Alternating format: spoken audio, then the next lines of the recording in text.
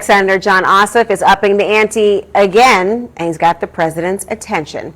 Ossoff, who was locked in a tough re-election battle in Georgia this November, just launched a new line of attack. This time, he stood next to decorated combat veteran and sitting Senator Mark Kelly to deliver this message to the White House.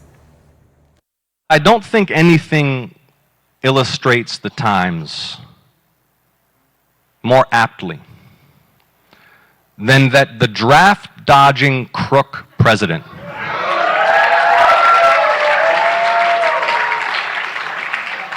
who has plunged our nation recklessly into a war he knows not how to end or to win, tried to imprison this man. My panel is back with me. Okay, Mark, the White House was quick to respond to Ossoff's comment about his aide the other day, Natalie Harp. Are they going to take the bait again? Well, Trump will usually take the bait because he likes to hit Jon Ossoff as Pee Wee Herman, as you heard the other day. Now, as far as the rest of the White House is, one of the things that characterizes it is that the people serving in there really love the president and they like each other. And they took it very personally that one of their own, Natalie Harp, was dragged into it. I think this is a little different. This is a little more sort of de rigueur kind of common campaign attacks. But I think the White House and Trump have made the determination that it's fun to hit back at Ossoff, so we'll continue to do it. I mean, Ossoff clearly thinks it's appropriate and strategically advantageous for him to hit back at the White House as well. This is one of those moments. It's a double-edged sword. Why? He's running for re-election in Georgia. There's always this balance that you're trying to do, right? Which is, you got to run in your state, and people in your state care about the issues of your state. And he is hitting at Donald Trump. And so there's a lot of speculation, obviously, about 2028. He has said he's not interested in that, but of course no one's interested until they are publicly. And so, that can rub people the wrong way. Democrats definitely want a fighter. Democrats definitely want someone to be hitting out at Trump. It helps raise your profile for sure. But in a state like Georgia, which is a purple state, there is an open question about how much it's going to hit him. I think Ossoff's going to win. I don't think it's even a question in Georgia. That's what I see. That said, I do think he has to be careful, probably. Do you think so? People are looking at, and many times, the critiques and criticism of Ossoff, and they're directly pointing to what they see as hypocritical thread to what the president does oftentimes. Do you see a distinction? Well, I don't know how to answer that. Because Ossoff, I agree with Mark, was giving what we just played there, standard liberal talking points against Trump. You're going to hear that from every candidate for president. What he did with Natalie Harp, though, was something different. He didn't attack the president.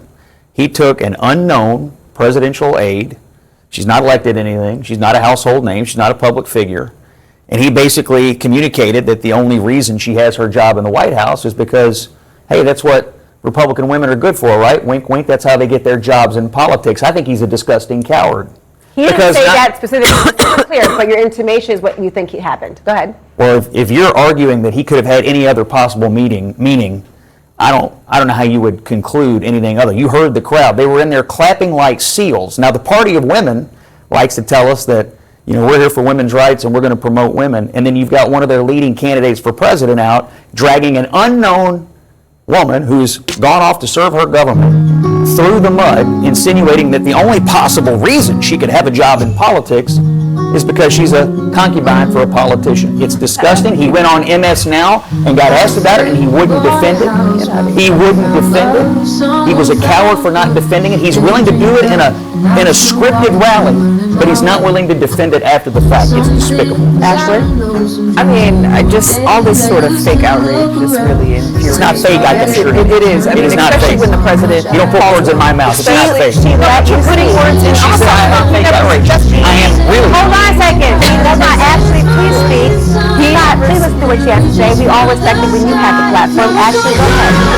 Also, I never suggested that Republican women only get jobs if they're sleeping with their principal. He never suggested anything to that degree. What he said was that they seem to be together quite often, which is a statement of fact. The real reality is the reason why you guys are taking this up so personally is because you believe that probably someone will look into it, especially given the principle we're talking about here. But here's the thing that really upsets me most is the level of outrage from the White House about a staffer.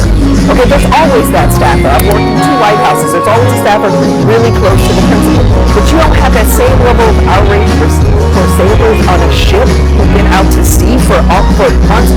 or jumping off, trying to commit suicide. I mean, that's really where you lose people, and that's where you lose me with this fake outrage, Scott. I mean, that's what's despicable. Not pointing out that the staffer spends a lot of time with the principal. So you said every White House has.